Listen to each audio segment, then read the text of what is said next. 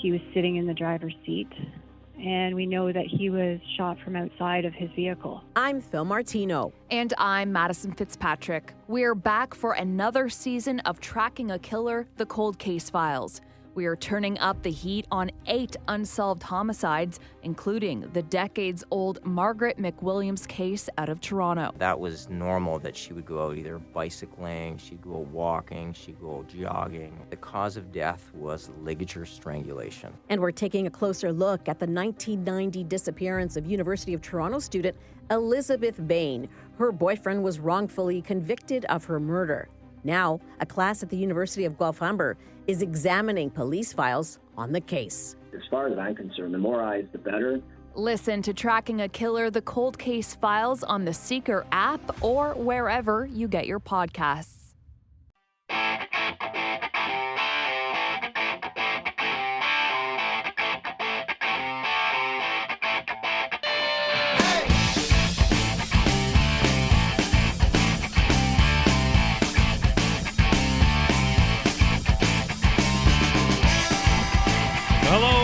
Welcome to the Midweek Wednesday edition of the Todd Veinotte Show. I'm Dan Olstrand. Very glad you were able to spend some time with us today on the beginning of the latest storm that is working its way through our region. What's different with this one, of course, is where it's coming from. We're going to get to all of that stuff in a minute, but first, certainly want to send our thoughts from here in Halifax and the Todd Veinotte Show out to British Columbia and to Tumbler Ridge, where just an absolutely tragic story is unfolding there today. After yesterday, 10 people were killed in a mass shooting in that community, in a high school, as I understand it.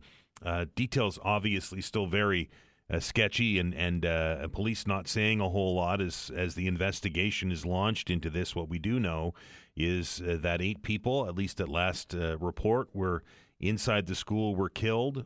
2 others in a home very nearby. This is only a community of a couple thousand people, so it's not like it's a large city. It's a very small community in British Columbia in the mountains, and the shooter apparently committing suicide at the scene. Don't know much more than that, other than to say the investigation remains ongoing. 25 other people are apparently injured. 2 more, as I read here, are in a life-threatening situation. It certainly is an absolutely terrible story, and of course the reporting will happen on this for several days now. It certainly brings back a lot of memories here in Nova Scotia, right? With regards to this massive loss of life, and I know that Vanessa and I and all of you listening out there are sending our thoughts out to BC today as they come to grips with just an absolute tragedy in that community. A little bit closer to home today, it is snowing out there, right? We knew that this was coming. It was an Alberta Clipper, or I guess is an Alberta Clipper. It's a yellow level snowfall warning. And I know I'm getting emails from several people who are making fun of Environment Canada's color coding system. I mean, it's a yellow alert, right? So when you say yellow snowfall alert, the 6-year-old in many people's brains kind of kicks in. I understand it. I understand it's funny. But that's the whole reason why we call it a yellow snowfall alert. Maybe it's better to say a yellow level snowfall alert. Anyway, it is what it is, and we're looking at, from what Alistair's telling us, anywhere from 10 to 20 centimeters. It's begun now. The flakes started to fall on my commute in this morning, which was very light. I imagine many of you are making arrangements to deal with your children and or are working from home to avoid any kind of problems on the roads, perhaps in the afternoon commute. The bulk of this storm, from what I understand and have read this morning, is going to happen through the late afternoon hours and into the evening and overnight, and then end very quickly. So there are a number of schools around the region, none here in HRCE, but around the region, in places like Chignecto Central and Annapolis Valley and South Shore and Tri-County, that have canceled school already today. Their kids there enjoying another day off because of the snow. The city, just before we came on the air today, sending out one of their messages saying that the overnight parking ban will be enforced tonight. So That means if you park on a city street in Halifax, you're going to have to move. It's the enforcement of the ban. I know that we've done this several times already this year, and speaking with people in my neighborhood who exclusively park on the street when this happens, it becomes a great big pain in the neck, sometimes costly, but it's, again, is what it is. So we are looking at a parking ban from 1 a.m. tomorrow morning until 6 a.m. tomorrow morning to allow for the removal of whatever it is that we are going to get out of this latest battle with Mother Nature. The snowfall amounts vary. Alistair thinks it could be anywhere from 10 to 20 centimeters or more for some, depending on your location and where you are. Other places are saying 10 to 12. Other websites are saying more than 20. So it's a typical Nova Scotia snowstorm where you can move just a few kilometers down the road and have a completely different result depending on elevation and closeness to the shoreline, and you know the drill, right? We're very familiar with this. I guess that at the end of the day, what needs to be said about this is we're going to get snow, and it's likely going to impact your drive home tonight, and will likely impact the commute in tomorrow as we clean up after it. So be prepared, as they say. Olympics continued down there in Italy, and Team Canada women's hockey team, not the result they were looking for yesterday. And many of you watched it. I know I did, and we got to say we're disappointed with the result against Team USA. We do know that for the last couple of years, the Americans have kind of dominated Canada when it comes to women's hockey, and that was certainly on display yesterday. At the arena in Italy, Team Canada getting shut out, and the Americans not having much of a problem with the game. So we know that Marie-France Poulin is out, and likely is out for the rest of the round robin. Coach Troy, who of course is from Spryfield, said that perhaps we will see Canada's captain in the medal rounds, or at least in the quarterfinals. So let's hope for the very best for her to be able to get back to the rink. The men's hockey tournament begins today. Team Canada doesn't, however. The men's team with Sidney Crosby and Nathan McKinnon and Brad Marchand and the rest are off for another day. They don't begin play until tomorrow. So I know many of you will be perhaps snowed in. And what a better thing to do than watch Team Canada, right? On the Olympic coverage. Not any medals today that I know about anyway, at least thus far. But some of the curling hopefuls, or the medal hopefuls, begin today. The men's curling tournament begins today. Brad Jacobs and his Team Canada foursome will begin their round robin play on the curling ice. So we'll look forward to watching some of that. Rachel Holman is going to start curling here very soon. Both of those teams have been tapped as strong medal hopefuls, so we'll watch that one with interest. And if anything changes with regards to our medal counts during the show today, we will certainly bring that to you here on the program. Lots of discussion yesterday surrounding the shuffle at Nova Scotia Power. I wonder how many eyes are on the outage website today with some heavy snow coming, right? Remember what happened last time? 144,000 customers. Anyway, the shuffle that we started to talk about yesterday, Peter Gregg, the CEO and president of Nova Scotia Power, will leave that position as of March the 1st, and will move down the hall, I guess, to an executive vice president position in Emera, the parent company of Nova Scotia Power. Some questioning that decision, to say the least. And we'll see a new Nova Scotia Power CEO who will be walking into a hornet's nest, although the person that was tapped for the position was a member of the Nova Scotia Power board, so not going in there blind, so to speak. But we'll walk into a hornet's nest. I got my power bill yesterday. I haven't opened it yet. So I'm very curious to see what my bill says when I meant to bring it in today and open it here, but I forgot it on the counter, because I do that. Just ask my coffee cup.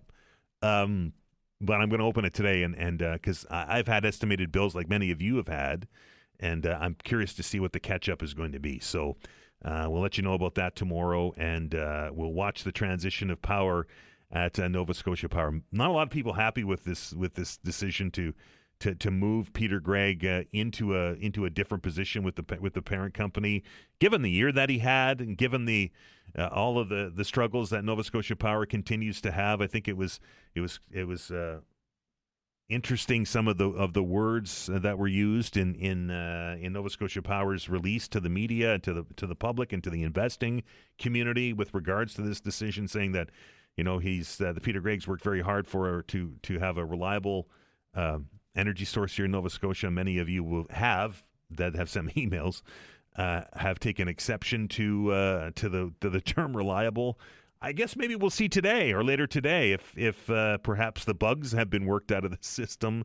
I say this with a smile on my face, of course, and we don't see any power outages. So that all could be something you want to talk about here on the program. We're going to do the open hour at noon today. It is Wednesday. That means hour number 2 will be turned over to Dr. John Gillis, who will be here to answer and hopefully give you some advice on your medical questions. If you have a question for the doctor, maybe you're looking for a second opinion, a perfect opportunity to do that. Dr. John will be here in hour number 2.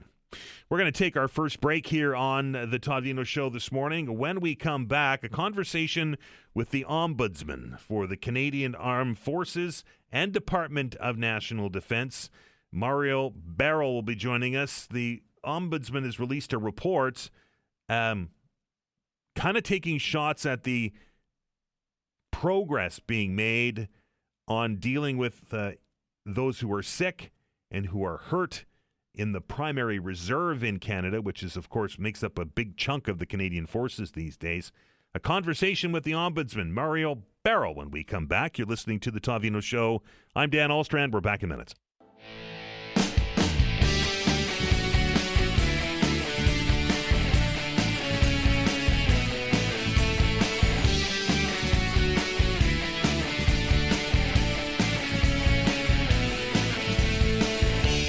All right, welcome back as Vanessa attempts to connect up with the Canadian Forces Ombudsman. Just saw a story that flashed across the bottom here. You'll probably hear it at 10:30, but a couple of you had sent me emails this morning wondering what all the fuss was on Barrington Street near the homeless encampment, and I think it's somewhere around the 2500 block underneath the bridge. HRP now reporting that they found somebody who had passed away in a tent this morning. It's being investigated as a sudden death, and police do advise us that they are expected to hang around the scene for a little while they conduct their investigation. And the Nova Scotia Medical Examiner's Office is expected to conduct an autopsy to determine the cause of death. But that is the reason for the yellow tape and the heavy police or larger than normal police activity on Barrington Street this morning. It was the result of a sudden death investigation. So there you go. That's the latest that we have here from the program to you. We're, again, just waiting on the Ombudsman to join the program here. There's been an awful lot of discussion as of late about defense spending, right? We're expecting a defense announcement in Halifax today. As a matter of fact, over the next day or so, the Prime Minister had, in fact, been scheduled to come to Halifax to make this announcement. Lots of speculation about what it could be. We know that there's submarine contracts that are available. The mayor and the premier both very excited about this new venture into a new fleet of submarines, suggesting that the repair facilities here would be a boon to the economy. I don't think there's any doubt about that. We do know that the Canadian Forces is ramping up spending with regards to GDP. I mean, we have to hit that 2% target in 2026, and then the Prime Minister has indicated that we will get to 5% that President Trump had asked for in the not-too-distant future. And speaking with some in the defense community and those that are still actively serving, there's some optimism with regards to some long-awaited upgrades and repairs and renovations. it's interesting that some of the things that were raised when I was still serving are still being raised today, and that's a long time ago, decades. So that is going to be at least a bit of a shot in the arm for the military and a bit of a shot in the arm for HRM, I think, with regards to construction and those kind of jobs. But the part, and that's what we were hoping to speak with the Ombudsman today, part of the concern that many in the defense community still have is that there's a lot of things that have been talked about for several years that remain outstanding. And this latest report from the Ombudsman puts a pretty big, bright light on that.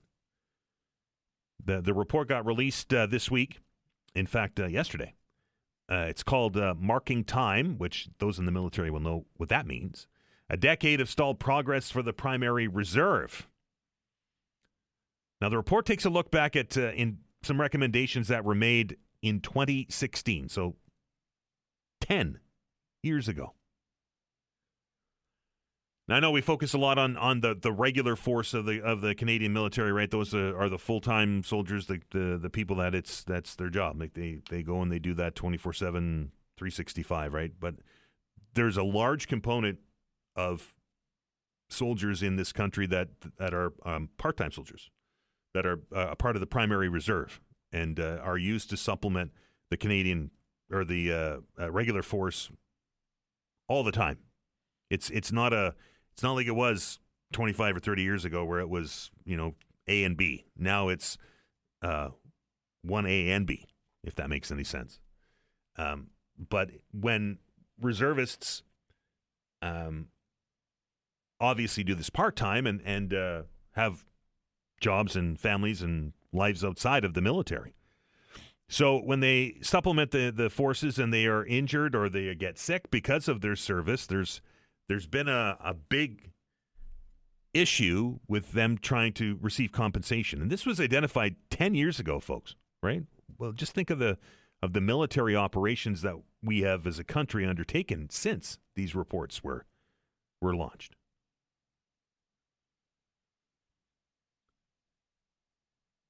Still problems getting compensation for reservists who are hurt, that get sick, and part-time soldiers with full-time injuries. People that have that are reservists that are in the course of their training or of operations have sustained injuries where they're no longer able to work. Very pleased to welcome to the show today to tell us a little bit more about this, the Ombudsman for the Canadian Forces.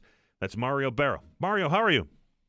Yes, very good. Thank you. Thank you for inviting me. I was just talking about this issue with reservists and having trouble getting compensation if they get hurt when they're deployed or when they're on operation with the regular force has been something that was identified in 2016. But I can tell you from my career, this goes a lot further back than that. Oh, yes, absolutely. And we even had a report made back in 2008. And so, yes, I agree with you that it's been a long-standing issue, and we really wanted to see the why these things have not been implemented, and while, proper and easy in our case, like, our recommendations dating back almost 10 years ago, were quite implementable. Like, we didn't see any issues in making sure that, we would see progress. And I must say I'm disappointed in seeing like that 10 years later, we still don't have progress. And so we wanted to do a review of the recommendations to be able to capture the why. And this report that we just published yesterday is what we saw as, or what we, when we interviewed the CAF leadership, where did they see that there could be barriers in implementing these recommendations? Did you get into the why? Did you figure it out? Yes, what we found out, one of the main issue is governance. So there's still not clear accountabilities within the CAF leadership as to who's totally accountable for the terms and conditions, if I can put it this way, the policies, the agreement among senior leadership as to how do we employ the reserve force and who is the one single person that would be accountable to approve the compensation or requests for reservists that are ill or injured. And that confusion or lack of clear policies often resulted in situations where, we've got some of our members that called the Ombuds office and saying, I'm hoping to get this compensation. I've been waiting for almost a year, and to this date, I still don't have any answers. So, and what we discovered is that the accountabilities and the proper authorities were not properly identified.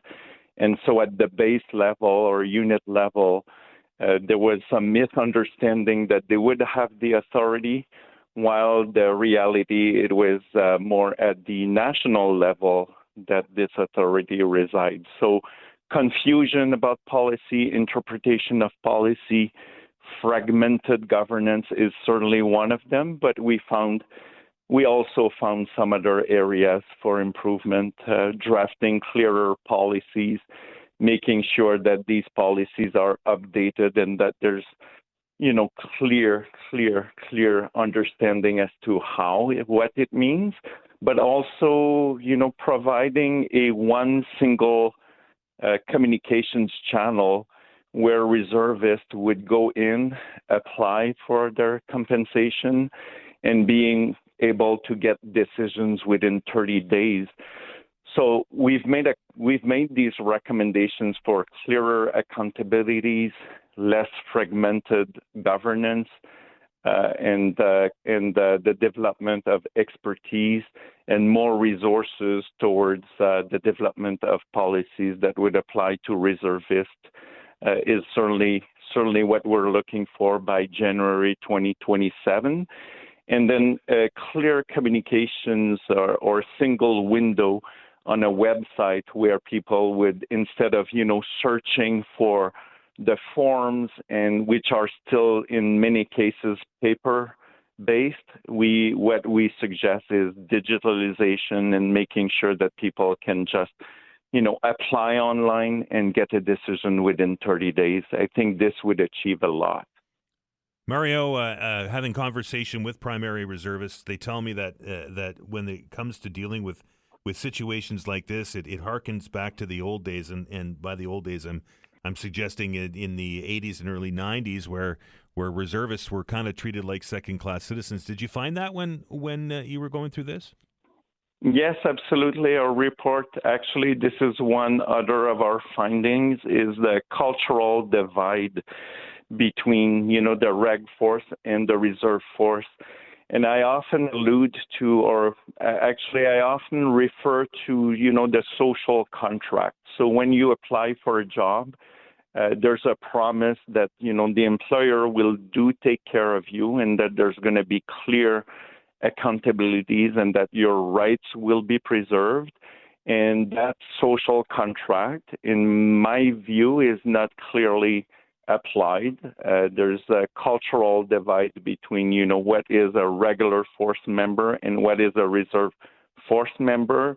And while we're looking at, the reconstitution of the armed forces and the modernization and, procurement of top line equipment and so on, we need, in my mind, we do need to focus on our people first. We need to make sure that, we treat them properly and that we preserve their rights, and that there's no cultural divide, whether you work full-time, if you are, or part-time. If you are injured, you should be recognized and you should have access to your, to some form of compensation without having to call the Ombuds office. So success for us would be obviously that the system works properly and that our reservists have access to the proper compensation or access to health services. I did travel. I started traveling in Trenton. I did meet in Belleville with some of the reservists, and last night I was also in the Régiment de Hall. And that's what I hear from reservists. Like, we are confused, and whenever we need to get some intel and some information, it's often through the word of mouth. And they would appreciate if they would have that one single window, very clear, apply online, and then get a decision within 30 days. That would be perfect. Mario, appreciate your time today, sir. Thank you so much.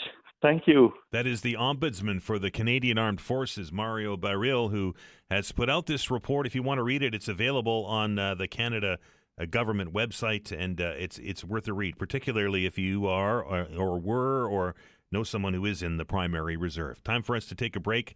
Blake's going to update us on the very latest in the news. On the other side of it, a shocking story out of PEI with regards to animal cruelty, a conversation with animal advocate Tracy Jessiman when we return. You're listening to the Todd Veinotte Show. We're back in minutes.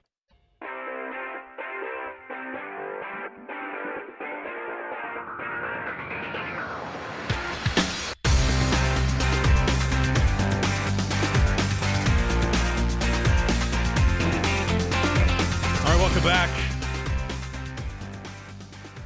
It's a Wednesday. It's a snow day, and I know that that many of you, well, not snow day yet, but it likely will be a snow day, and I know that many of you are perhaps maybe going to take the afternoon off so that you don't have to deal with the streets out there. I can say that I'm looking out over Robie Street, and the municipality has certainly got the salt out, and that has got the roads down to bare pavement, but it is getting kind of snowy out there, so just mind yourself if you're out there driving. Came across a story out of PEI that certainly raised my eyebrow, and it's one of those animal cruelty cases that just kind of turns my stomach, to be honest. And when I read it, there was really only one person that I could think of that we should talk to about it, and that's our good friend of the program, animal advocate and author, and that is Tracy Jessiman. Tracy, how are you? I'm really good, Dan. How are you? I'm glad that you were able to join us today. This is the latest kind of story from the Maritimes that of animals being found in just absolutely terrible conditions. Yeah, it's a tough situation for sure. This story is emanating out of PEI, and it's alleged that officials there found about 43 dogs. That were in awful condition, matted, feces, the whole 9 yards. And the different part about this story is that this person that is alleged to have done this is a well-known person in the dog show ring. Yeah. There's very little known about what he does. I'm going to guess that he was also a breeder because he's registered with the Canadian Kennel Club.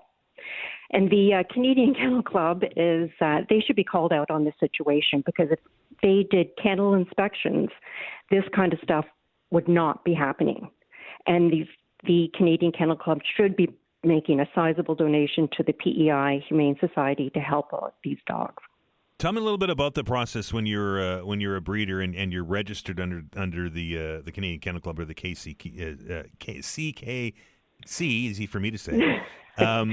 Tracy, normally one would think that when you're certified that there's a standard, right? Absolutely, and the CKC should take ownership of what they claim to be in breeding standards, but they don't do kennel inspections, so this kind of stuff is going to continue to happen. One we and you've appeared on this show many times talking about different situations around the province, and one of the standards that I would use if I'm looking to get a dog or a puppy from a breeder is to look for that certification.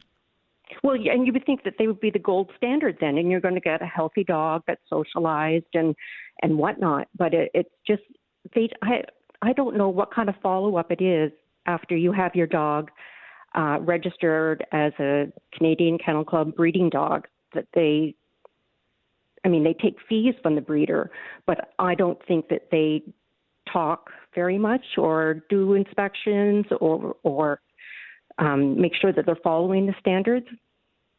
A really great breeder, whether it's CKC registered or they're just a private breeder. A really great breeder is going to offer health checks on the breeding dogs and the puppies. That puppy, when you take it home, it's going to have its first set of vaccinations. It's going to come with a health certificate. It's going to be socialized. That dog would have been bred in their house and kept in their house and live inside. And you get an opportunity to meet the breeder, the female breeding dog, the male breeding dog, and make sure that everything is up to standard, I guess. But a bad breeder is, somebody has 43 dogs. How do you care for 43 dogs? Right. And those dogs obviously didn't go to a veterinarian clinic because they're in such bad health. And who else knew about this? Right, and that's the other issue is that if this person is well known in dog circles, right? Yeah. It would be abnormal to me for somebody not to know something, right? Absolutely, and probably if he was breeding, he would, and you were buying a puppy from him, he'd probably offer to meet you in a parking lot someplace to make it easier on you, so you don't have to come all the way to their house. And that's a flag number one. You want to go and see where those dogs were raised. Tracy, for those that are listening out there that want to get a dog or a puppy and are concerned about this kind of thing, what should we be looking for to get a reputable breeder? But the female dog and the male breeding dog are seen by a veterinarian annually, and that they're up to date on their own vaccinations. You want an opportunity to go to see the breeder. You want to get references from that breeder for maybe other puppies that have been purchased. Speak to their veterinarian and make sure that these dogs are socialized and that they also breed for temperament, so it's a well-balanced dog. There's this story is just so upsetting, and it should not be happening. Right. And I understand, Tracy.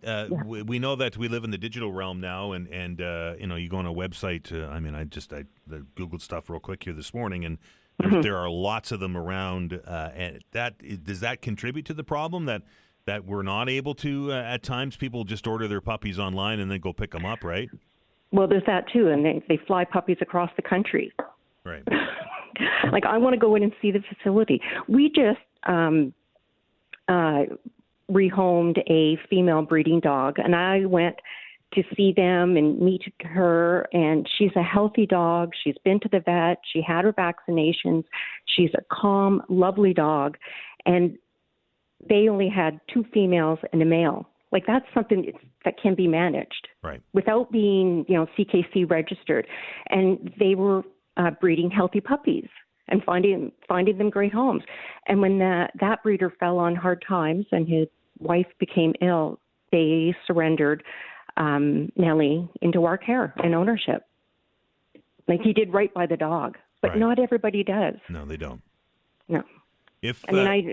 Sorry, go ahead. Sorry. Well, I have a friend that bought a black lab, and 3 years later, the dog has cancer. Wow.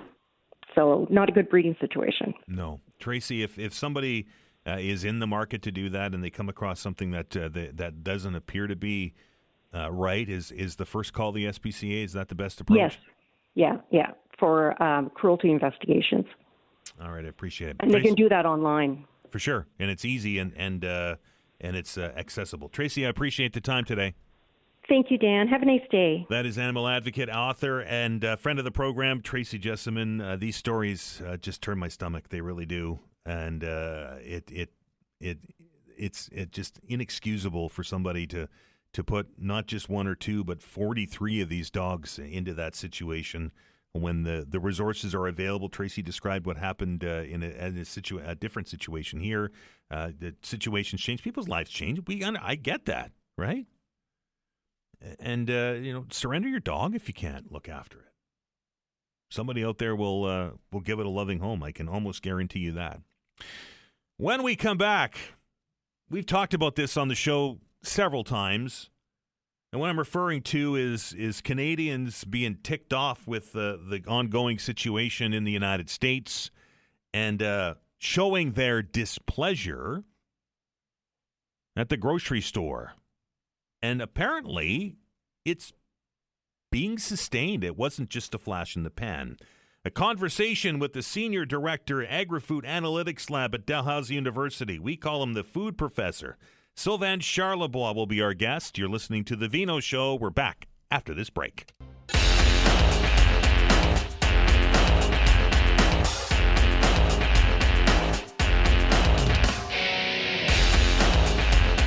All right, welcome back. As we had a rather lengthy discussion yesterday on the ongoing situation with our neighbors to the south, and the trade dispute continues, and it appears almost weekly new threats of new tariffs and annexations and anything else. And Canadians, I have to give them credit that Canadians are mad, and they're still mad. We're well over a year into this now, and Canadians at the outset said that they were going to show their displeasure with some of the issues that have developed between our two countries with their wallets, and we're going to try and shop outside of the United States, not travel to the United States, and at the grocery store, which is I would imagine our greatest exposure to American goods on a daily or a weekly basis. We're going to look for alternatives, and according to a new release from our next guest, it appears that this kind of for lack of a better term, boycott appears to be working and has been sustained. And I'm very pleased to welcome back to the show our friend, the food professor. That is Sylvain Charlebois. Sylvain, how are you? Hey, Dan the man, how are you? I am okay, sir. You in the past have called out people who would suggest that boycotts were going to have an impact, but this one appears to be working. Well, boycotts with a purpose are good. Right. Powers to the people. and frankly, what's really interesting with this particular boycott is that people are doing something, and obviously things are incredibly emotional, but they are reminded every single day of the reason why habits are changing at the grocery store. I mean, the man is actually on screen every single minute, and every now and then he has a quote-unquote hissy fit that needs to be addressed by whoever. And so this week we had the Gordie Howe Bridge situation, and Prime Minister Carney called him up to calm President Trump down. But every now and then there's always something that reminds people of why they are in total disagreement with America's realignment from a foreign policy perspective. And it's impacting their food purchases. And so clearly, beyond surveys, we're seeing Canadians boycotting American products. Sales are down at least minus 10% in volume across the country. And that, Dan, is huge in food retail. Right, and sustained too, right? Like, you know, Yep. my fear was that people would have gotten mad last year and said, "Nope, that's it, right? I'm not buying any American products at the grocery store." And then the grocery stores adjust prices, and American products are cheaper in some instances, and the financials and the economy as it is. I was worried that they were going to say, "Well, yeah, I get it, but geez, that's cheaper." But that's just not happening. No, absolutely. The last time, Dan, I saw a successful boycott was probably about 10 years ago with the ketchup wars in Ontario. I don't know if you remember, right? When Leamington closed, Kraft Heinz had a plant there. It survived, got a contract from French's out of the U.S. to make ketchup there. But Loblaw decided to delist French's, and people got mad at Loblaw. Within 48 hours, Loblaw changed its mind, relisted French's, and since then, that category became incredibly Canadian. All brands decided to make ketchup in Canada, including Kraft Heinz, which came back and built a new plant in Montreal to make ketchup again in Canada. So that boycott was incredibly transformative for the category. Now, the question that I'm asking myself, Well, we see the same thing happen with this anti-American boycott. So, in other words, is this boycott benefiting local products? And the jury's still out, unfortunately.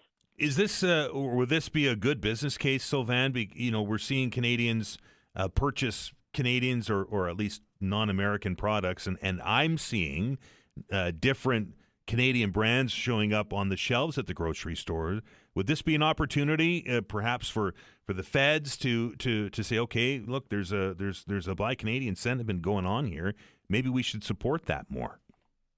There's some work being done right now. Now you have to give credit to Prime Minister Carney in terms of interprovincial trade barriers.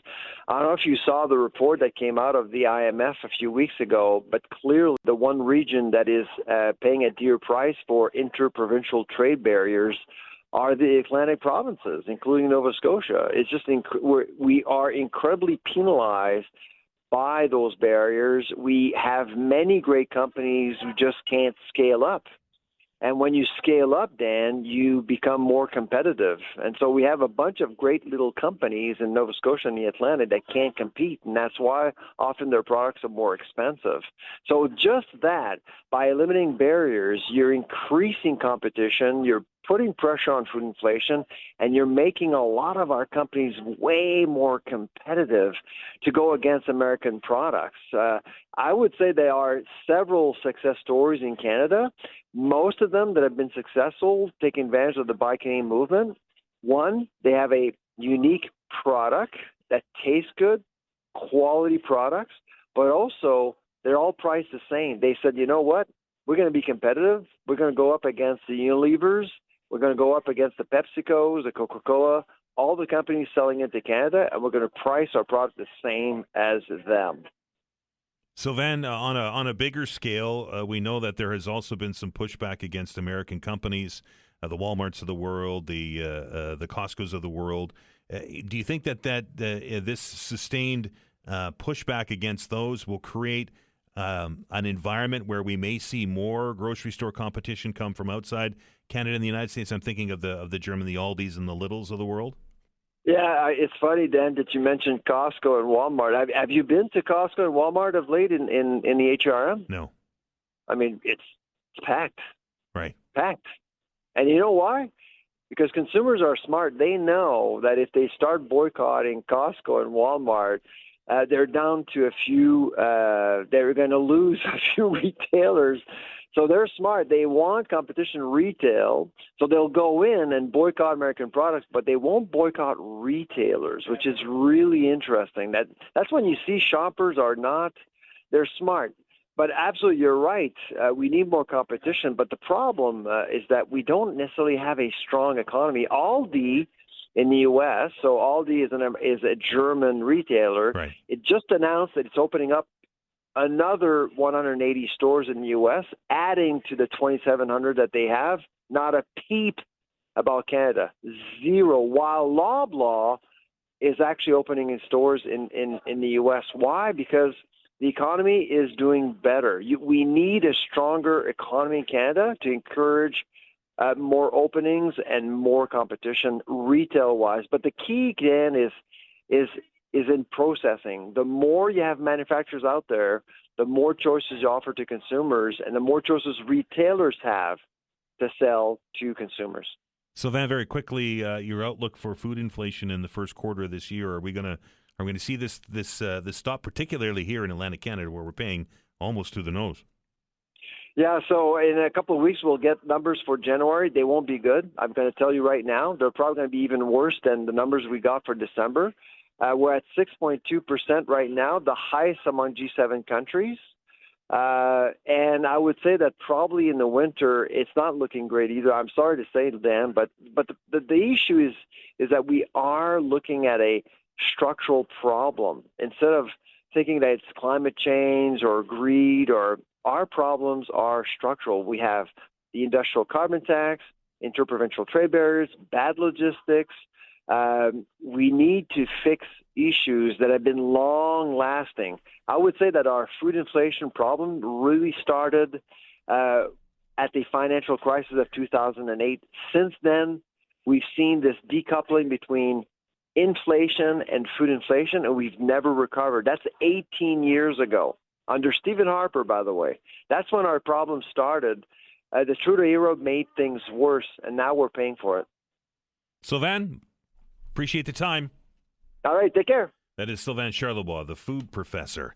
The Canadian anger continues at the grocery store, but it's interesting that we'll buy Canadian products, and I know the argument is that the Walmarts and the Costcos of the world are Canadian administered, right, and that they're hiring and employing Canadian people. I understand that argument, but Canadians aren't willing to punish American branded stores, but yet will buy only Canadian products at those American branded stores. I think that's a very interesting discussion point.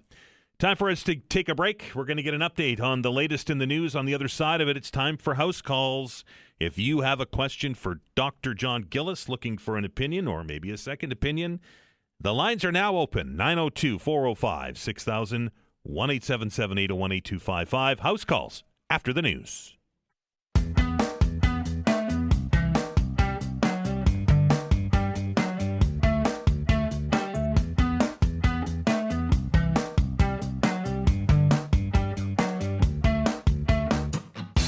Welcome back. It's time for house calls. 902-405-6000 or 1-877-801-8255. That is the way you access the program. If you have a medical-related question, if you would like an opinion, maybe a second opinion, here's a golden opportunity to get some advice from a doctor as we look out the window and we look at another snowy day here in HRM. As I just talked to somebody who has just driven in and the roads apparently are not that bad shape. The temperature's at the point where the salt works, and they're a little bit wet, but and there may be some slippery sections on the side streets and at the intersections. But the early report is that so far not too bad, but visibility looks like it's starting to become a little bit of an issue. I can't see Dartmouth anymore through the windows, so. This is going to happen throughout the rest of the day here on the program. Well, we are very pleased to welcome back to the program Dr. John Gillis. Dr. John, how are you? No complaints. Tired of winter, but what are you going to do, right? Imagine the ER and Dartmouth General is going to deal with some back issues later on today. Yeah, there's always falls and such when this happens, so. Right. Falls and injuries and all the stuff. We still in the grips of all the viral soup that's out there. Yeah, no more, no less. It's sort of the same. Right. So, we all hope it settles down soon, but it's not showing any sign of doing so. But nothing crazy either, I would say. Last week, Dr. John, very quickly before we go to the phones, you and I were having a discussion about the Olympics, and we were talking about a certain American skier that was going to make an attempt with a ruptured ACL, and although she says it wasn't that was responsible, the result for her, Lindsey Vonn, was pretty scary. Yeah, you really got to feel for somebody who's a great champion who. Is doing their best to stay at it, and I don't necessarily think it was the knee that caused the accident, but maybe it was in the back of her mind, taking the angle or changed her technique a little bit. It's tough to see. Great champion, and put politics and all that stuff aside. I just feel bad for her. Glad she's okay. Right, John. You have worked as a team doctor in the past. Is there a line when it comes to all athletes want to perform, all athletes want to play? It's why they're there. But when it gets to the point where injuries, where we could have serious injuries as a result of somebody playing hurt, that must be a difficult conversation from a doctor to an athlete perspective. Absolutely. I mean, it applies. We see a lot of head injuries in rugby, but also joint injuries and such, and it's tough. You want to put the players to rest first. You worry about the team, and people don't always. They want to compete, so they may not always be objective and having their best interest at heart. So you got to get a balance of those things. Does Rugby Canada have a protocol? Is there a benchmark, or is it a case by case decision on whether or not somebody should go or not? Oh, it depends what it is, but with head injuries, is a clear protocol for assessing them and diagnosing them, and then returning people if they are diagnosed with a concussion. That's pretty clear, and we've done quite well in regard to those things and make sure we do it right and do it objectively. 902-405-6000 or 1-877-801-8255. That is the telephone number if you want to get into the program, 902-405-6000, 1-877-801-8255. I got an email question. This comes to us from last week, Dr. John, that we didn't get to. And it reads, "Hi, guys. I'm 30 years old. I'm 5'3", about 150 pounds. I've had back issues since I was 16. No explanation. I don't do sports. No accidents. I herniated a disc, and I believe it was the I5S1. I don't know if that's correct. And we let that heal naturally. Now, it's been 14 months, and I got MRI results back saying I have now 2 herniated discs. I was an aide in the medical setting, so changing, moving people around. I suspect I had night sweats when I had the herniation about 14 months ago. Doctor did a bunch of tests. Nothing came back positive. They kind of went away, but they're back now. I also experienced joint pain, hair loss, and have IBSD, as well as anxiety and depression. I have new arthritis in my back and serious DDD. Is this all connected? And can I get, is there any suggestions for this? Do we have a week? Right. There's way too much there. Herniated discs happen from activity. Sometimes they happen from minimal activity. They usually settle down on their own. I'm not clear from that note. When they say they're back, if someone's having new pain, they could have re-herniated a disc. It's hard to link any of that other stuff to discs herniating, which, is a mechanical thing from, again, lifting, moving, doing. So, without, there's too much in there to try and link that together. Sorry.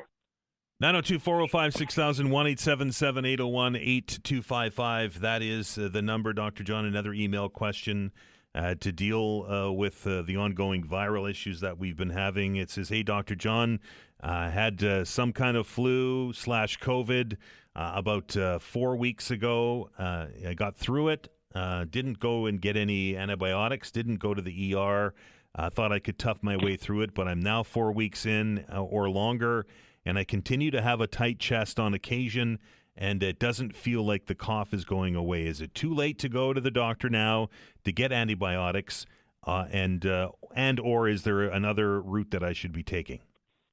It's probably, an antibiotic is probably not required. We see a lot of post-viral coughs, meaning these viruses that are lingering cause a lot of inflammation, and usually that settles down on its own, but sometimes it doesn't, and sometimes it requires a little help from a steroid puffer, that sort of thing. So, we do prescribe, I usually tell people if they're still coughing after, 2 weeks to get checked, and they may need a little help from a steroid inhaler just to settle down that inflammation and that cough. Antibiotics, may be needed, but usually that's not the case at that stage. Would it eventually go away by itself, Dr. Don? Like, could you just tough it out?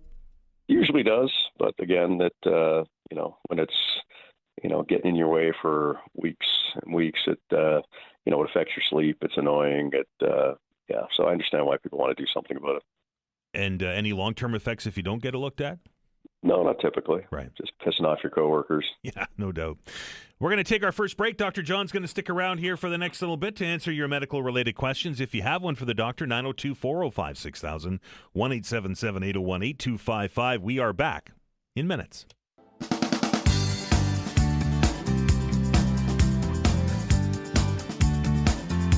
All right, welcome back. This is House Calls. Dr. John Gillis is in the house to answer those medical-related questions that you have. If you'd like his thoughts on something, maybe a second opinion, here's a good opportunity to do so. 902-405-6000 or 1-877-801-8255. Dr. John, let's go directly to the phone lines and welcome Ken to the show. Ken, how are you? Doing well. Your question, please. Hello? Ken, are you there? Yeah, gotcha. Your question for the doctor, please. Yeah, I just finished, not just, about maybe 5 weeks ago, I had H. pylori and went through a batch of medication for 2 weeks and finished the medication, and I think I continued with the PPIs, I think they're called, and sort of slowing down on them, and had finished them, and now I have to wait for another test to go through, but I am still experiencing major cramping, major lower abdominal pain, as well as diarrhea. You're experiencing that since you've been on the antibiotics, or that's been the case the whole time? It was the case while I was on it, but now I'm finished 5 weeks ago, and I'm still experiencing the same symptoms. Okay, but I just want to be clear. You weren't having diarrhea and cramping prior to the treatment. That came with the treatment. Is that what you're telling me? Yes, that's right. Okay, so I mean, you may have just an intolerance to the antibiotics. Some in the more severe cases, people can get infections, from the bowel antibiotics. C. difficile is one of them. Now that usually causes pain, a really foul smell, and often blood in the bowel movement. It may just be that you don't have something that severe, but your bowels have been messed up by being on 2 antibiotics. That happens. Usually, that if it's not C. diff, you would need a test for that. If it's not, usually it settles down on its own.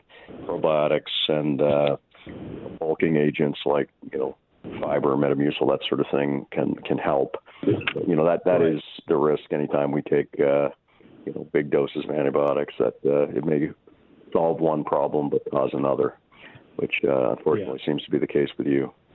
So you might want to talk to your doc about getting a stool test to make sure you don't have C. diff. Again, we probably expect, not to minimize that you're not feeling well, but you do probably expect some blood and some pain if it was C. diff.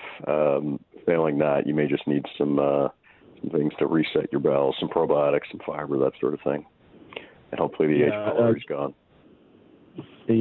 I just purchased the Align. I'm not quite sure if that's the right way to go. Yeah, I'm not sure what that is. Is that a probiotic? Yes.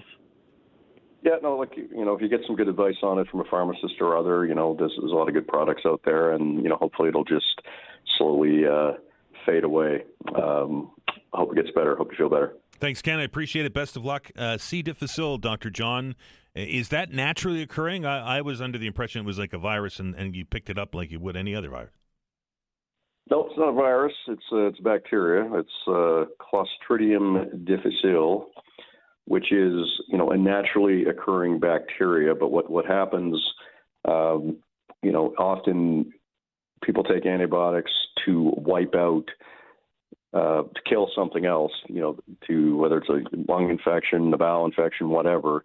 The antibiotics, kill a bunch of naturally occurring bacteria in the bowels. And that one kind of says, "Oh, look, it's clear sailing in here for me." And then it grows, and it can cause a lot of problems. People can get quite sick from it, and diarrhea, blood, fever, that sort of thing. Not a virus. You can pick it up. It gets transmitted from droplets, from contact with, frankly, poop, that sort of thing in the hospital, which is why cleanliness is so important, hygiene and, wiping down, hospital equipment, washing our hands, all the stuff, because it, I often say to people, if I can avoid admitting you to the hospital for your X, Y, or Z, I'd like to, because, sometimes people come in here for a sore back, and they end up staying, and they end up picking up something that's kicking around. So you can get it without, taking antibiotics. Right. But that is a common way to get it, from sort of wiping out what we call your natural gut flora, the natural bugs that live in there. 902-405-6000 or 1-877-801-8255.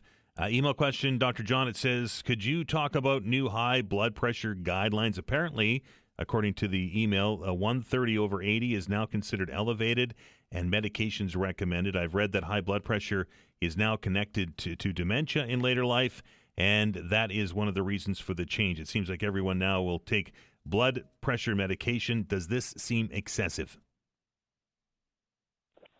Yeah, the target for treatment has adjusted slightly. I think it's gone from 140 to 130. I mean, I think we're just trying to be more precise. 120 is considered normal.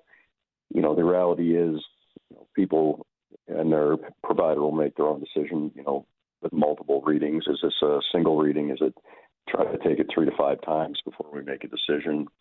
And, try to determine what the best, course is for somebody. If somebody's pressure is up a couple times, it may be that they need to adjust their diet, change lower salt content, exercise a bit more, that sort of thing. And people can often, affect their blood pressure in that regard. So, guidelines are guidelines. They're meant to make people pay attention and then to help people make good decisions with their providers. So, I don't think this is going to have a big shift. It hopefully just makes people more aware and maybe a little bit more precise.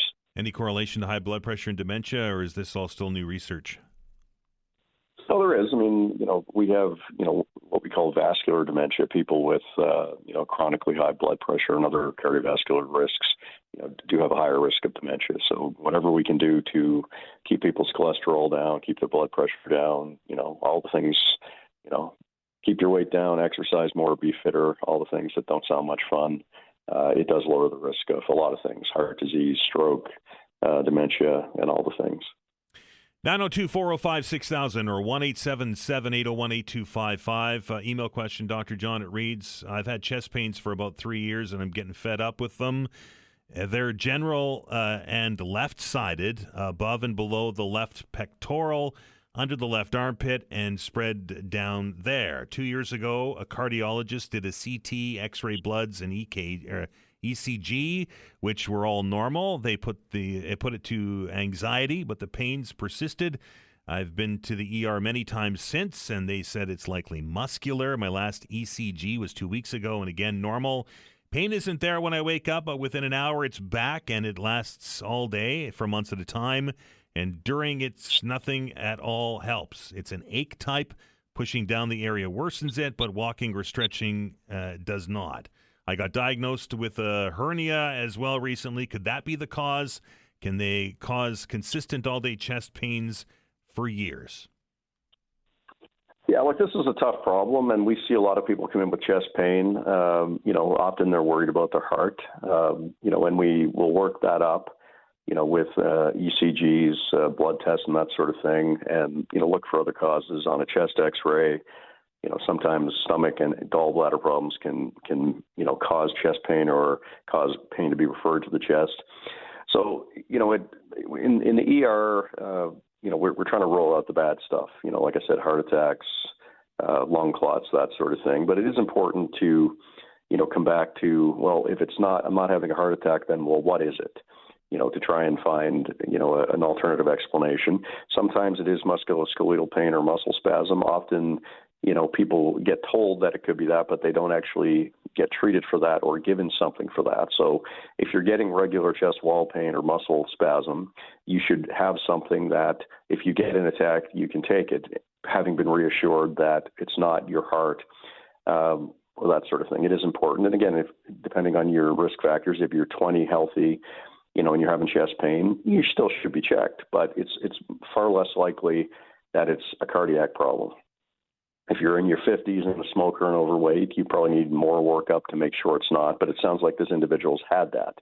So then we try to find another explanation, which, could be chest wall, could be gas, could be acid reflux, which would pertain to a hernia. So it is like, the general approach, is rule out the bad stuff, but don't forget about the other stuff. Meaning, someone's got chest pain, just because they're not dying from it, it still sucks for them. It still affects their daily life. And, to try and say, look, this is not your heart. I don't think you're having a clot, but, it might be this, it might be this. Here's a couple ideas on treating that. Talk to your doctor if that doesn't work. I see people who I think have acid reflux. I'll often start them on an acid reducer or proton pump inhibitor and ask them to follow up with their primary provider. But it may not be that. Sometimes that's the best estimate based on what we see. We see a lot of people back and forth with chest pain, and they get quite frustrated because we say, look, you've had an angiogram, you've had a stress test, you've had an echocardiogram, you've had a CT of your chest. It's not any of the bad stuff. But you're like, well, what do you take when your chest hurts? Well, nothing. often that's the case. And people and providers both need to think about rule out the bad stuff, but also help people, with their discomfort and how they're feeling at that moment in time. The emailer writes that anxiety may be playing an issue into that. This is a sign of anxiety, correct? Yeah, that's right. And look, this is an issue, for all of us. Anxiety can do all this. It can give you chest pain, make you short of breath. It can, make your heart go fast.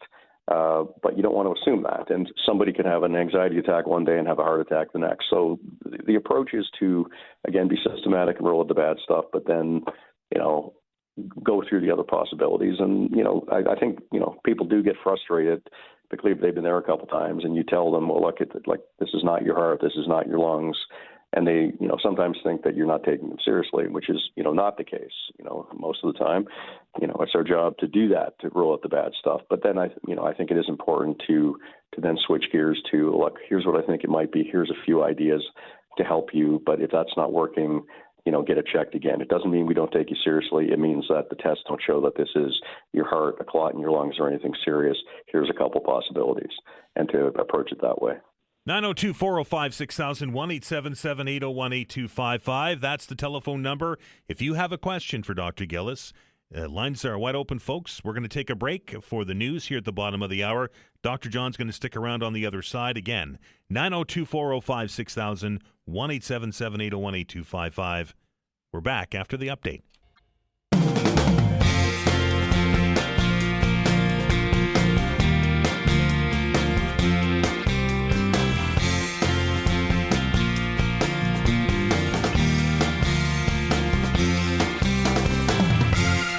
Welcome back. House calls underway. Dr. John Gillis is here to answer your medical-related questions. If you have a question for the doctor, telephone lines are wide open.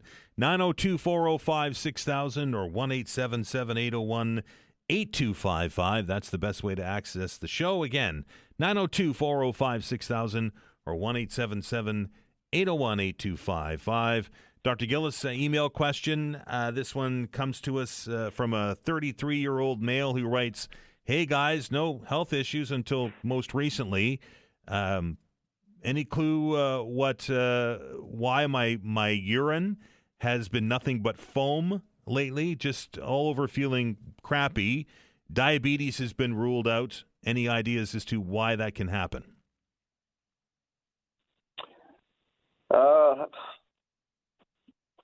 The most common thing is a metabolic change. Diabetes can do it. If people are dehydrated, they can do it. But any change in diet that changes the chemical makeup of the urine, can do it. Those are the big things. If you've had diabetes ruled out, I'd get a proper urinalysis done just to see if there's any. The other thing is infection. Make sure there's no sign of infection. Make sure there's no sign of, bilirubin, which is a gallbladder byproduct, or other things, in the urine that could account for this. Now that we're on the discussion of urine, Dr. John, I was having a conversation with somebody at the water cooler, funny enough, earlier this week, who had recently been to the doctor, and the doctor had recommended that they start to take a daily multivitamin, and I don't know how we got onto the discussion, but it got there that it appears that has affected the color of this person's urine. It's become very, very bright. And is that normal? Is that the result of the vitamins? Yeah, it's usually I think it's B2. I think it's the common. It makes urine fluorescent. So yeah, it sometimes freaks people out. They start taking something, and next thing they're pissing Star Wars or something extraterrestrial here, and they worry about it. But most of the time, it's nothing to worry about. It's just what's in the multivitamin. I think it's usually B2. Do you recommend multivitamins particularly for men over 50? Generally not. I mean, if people eat a balanced diet, they usually don't need it. People who are on the run a lot or, aren't getting a balanced diet, it can be helpful. I mean, the flip side of it is there a harm to it as long as you're not overdosing to make sure you're getting all you need? And generally speaking, no. So I don't think it's a terrible idea. Do I go chasing people to do it?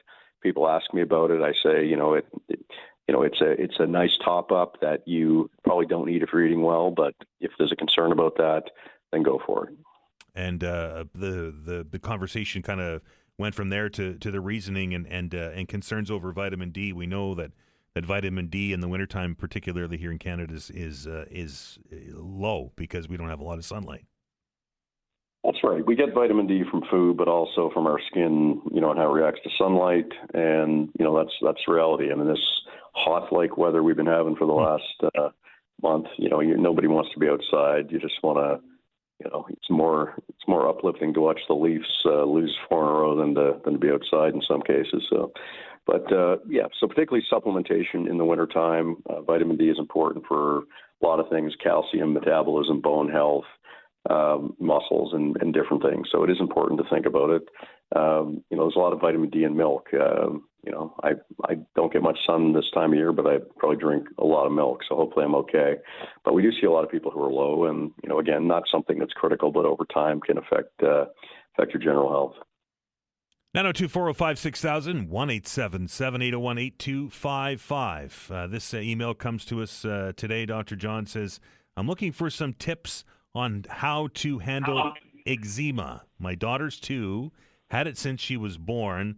Doctors just keep telling us that it'll go away by another year or 2, but it appears to be getting worse, and none of the usual fixes are helping. We've tried moisturizers, creams, regular washes, soap, tried bundling her up so she can't scratch, but she's 2.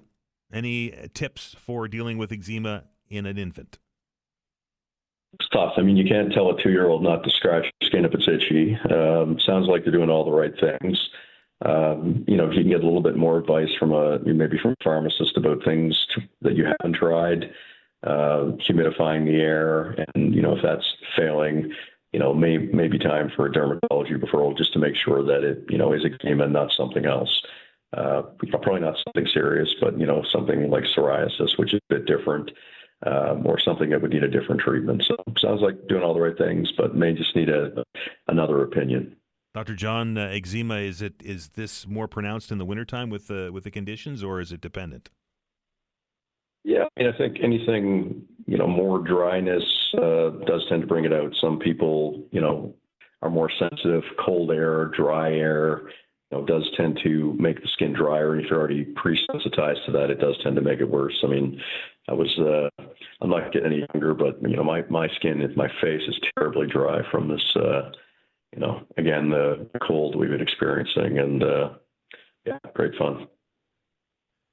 902-405-6000, 1-877-801-825. Another email question. It says, hey, Dr. John, love some advice about my son. He's turning 2 in March, got a cold and has been having a low-grade fever for the last couple of days.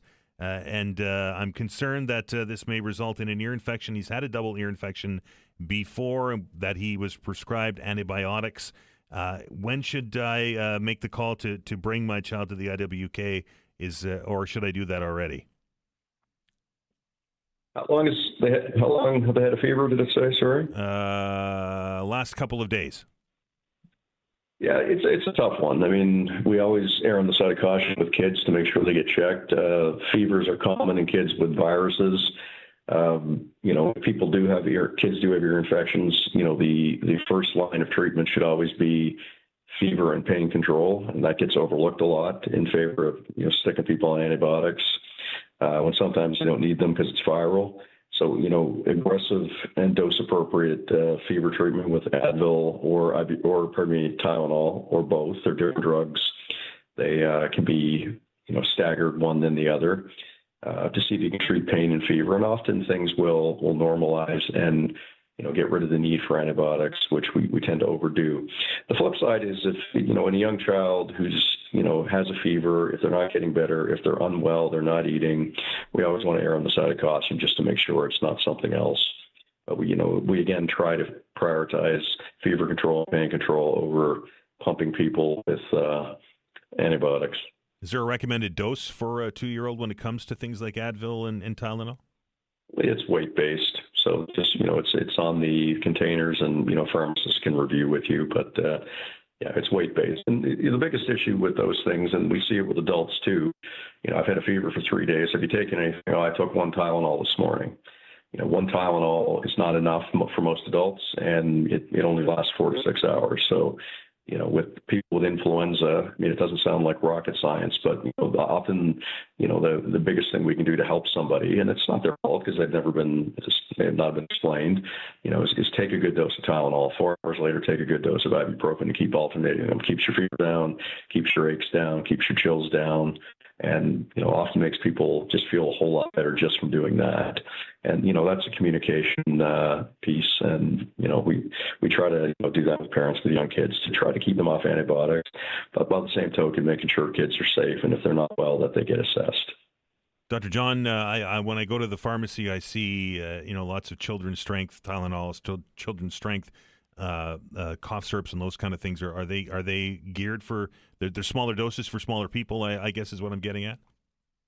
Well, that's it. The smaller doses and the formulations. You're not going to get a 5-year-old to take a big 650 Tylenol pill. You need something that tastes good that the kid's going to take, or they're going to, they may not be easy to reason with at the best of times. And if they've got a fever and feel like crap, they're not going to, listen to your, campaign to get them to take some pills. So, it needs to taste good and, make them so want to take it so they can in turn feel better. One more email question here, Dr. John. It reads, hey, Dr. John, I got a deep scratch on my left arm. I've had it for about a week.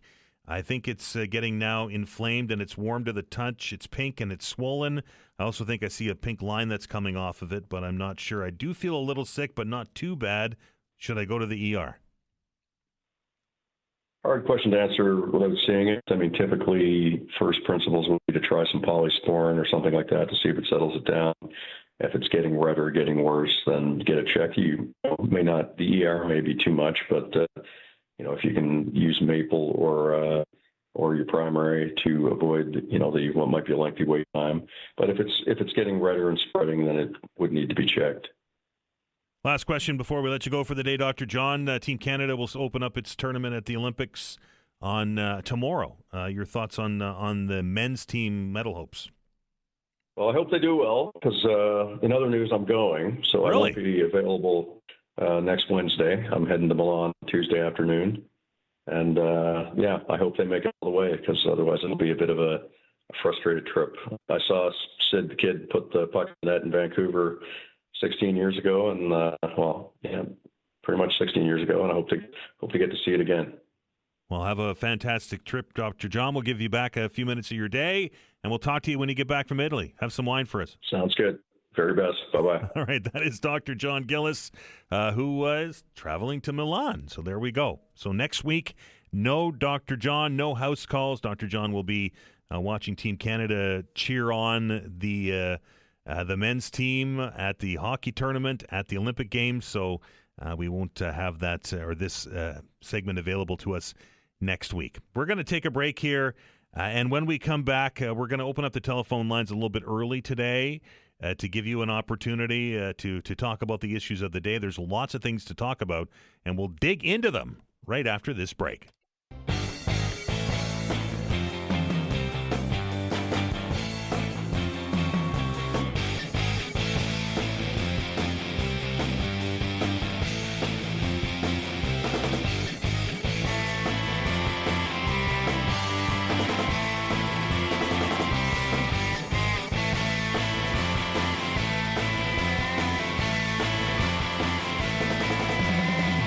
All right, welcome back. As we roll on here on Midweek Wednesday, we're going to start the Midweek Meltdown a little bit early today. So if you want to get in early to get your thoughts out on the issues of the day and get ready to go and shovel your driveway, good opportunity to do that. 902-405-6000, 1-877-801-825. Good discussion yesterday on some of the I don't have a word for it. Hijinks, perhaps, with the President of the United States. That seems to have simmered down after Mark Carney called Donald Trump and kind of told him that everything that he said in his tweet was wrong. He seems to have backed off on that. Also, if you were following the debate yesterday, and this is something that I'm looking forward to your comments on. This is, of course, an open hour, so you can bring whatever it is to the table. It's regular rules apply, but I'm very interested if you were following any of the debate yesterday before City Council when they were discussing the mayor and his plan to have staff study the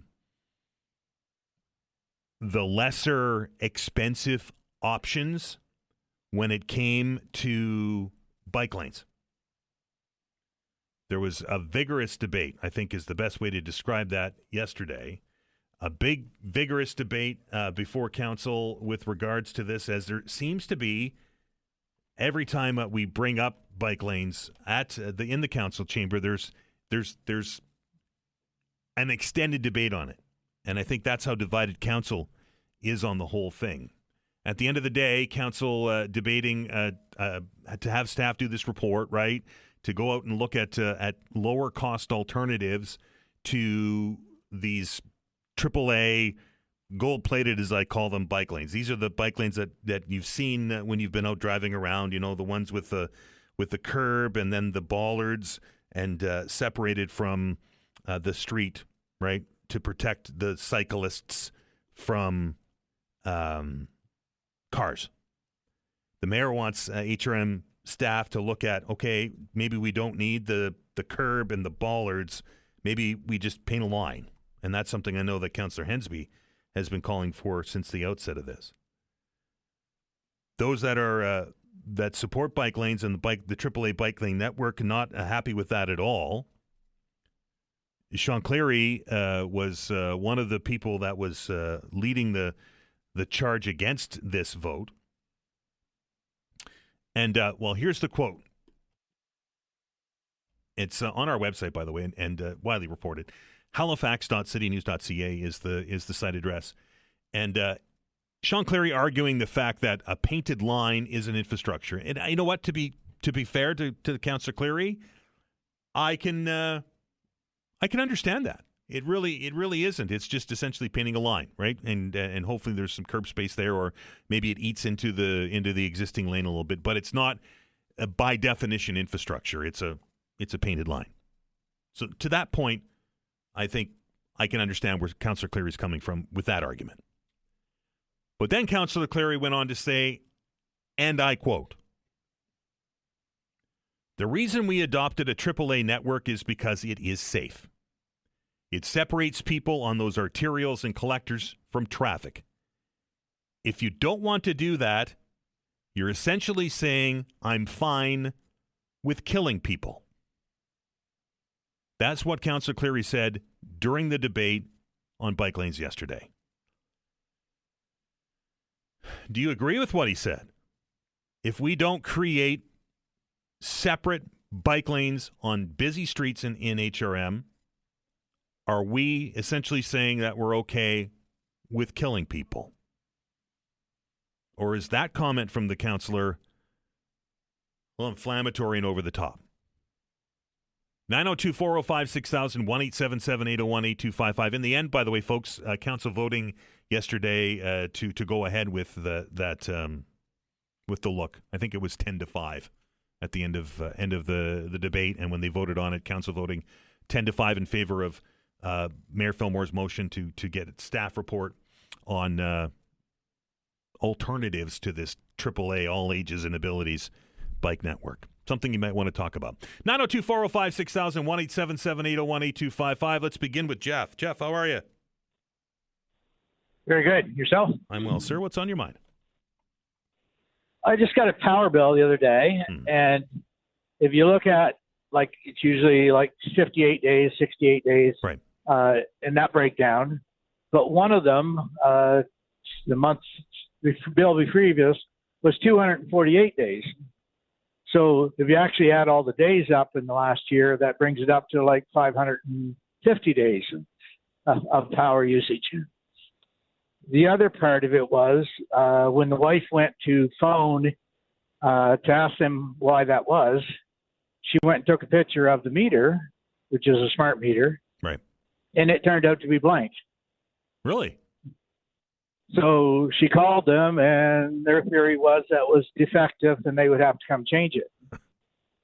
Yeah. What I'm interested in is how are they going to reconcile to what that meter should have read, and over the last year of all the screwed up readings, right? It's going to be a battle. That's all I can say. Well, that's a very fair point. If they don't have if the meter was defective and hasn't been recording since whenever it broke, then how can they, right?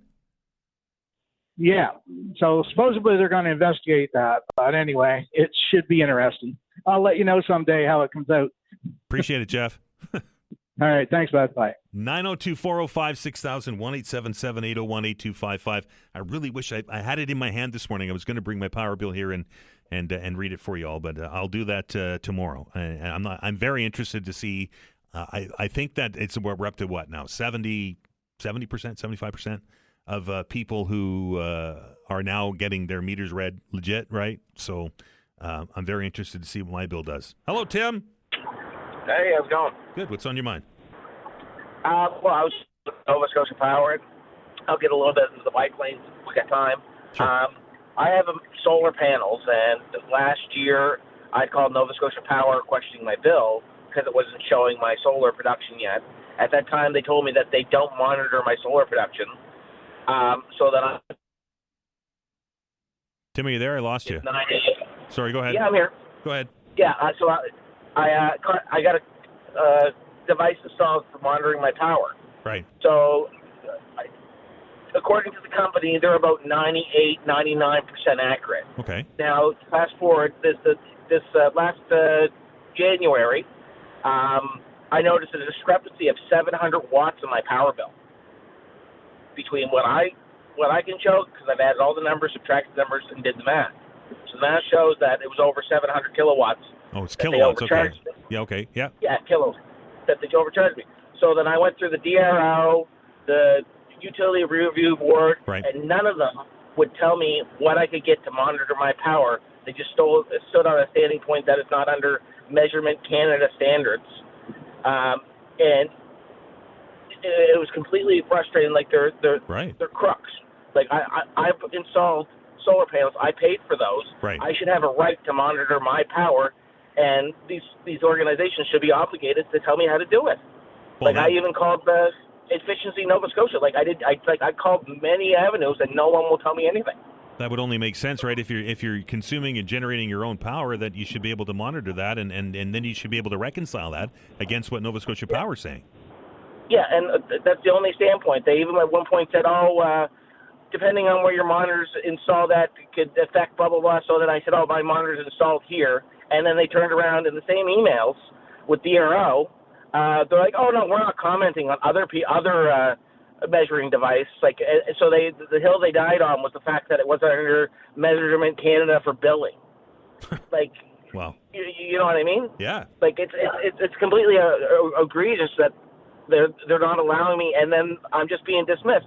700 kilowatts. It's a lot of money. Is a big number to be off. Yeah, for sure. And I got no satisfaction, and basically got told go pound sand by everybody. Jeez. Appreciate you sharing that with us, Tim. Okay, and as far as the bike lanes go, yep, I think that our taxes are being raised, and as the cost of the bike lanes, the same argument could be made that this, lunatic made that we're okay with killing people. Well, what about the people that can't afford to eat? What about the people, because you're raising property taxes? What about this? What about those people? They're starving, can't afford to stay in their home, displacing people. I'm just saying, you can make an argument. I think these bike lanes are total asinine, where they're choking the city down, putting lights up that you can only turn right on a green, and you can't turn right on a red, no matter what time of day it is. And they've been caught specifically saying they're trying to slow down traffic. And now we're rated one of the worst in the country for our traffic flow? Yeah, third worst. Anyway, Tim, up against the rate. Cut a boogie, brother. Take care. Yeah. 902-405-6000, 1-877-801-8255. We're going to take an update here. The open hour continues on the other side. You're listening to The Veinotte Show. Back after the news.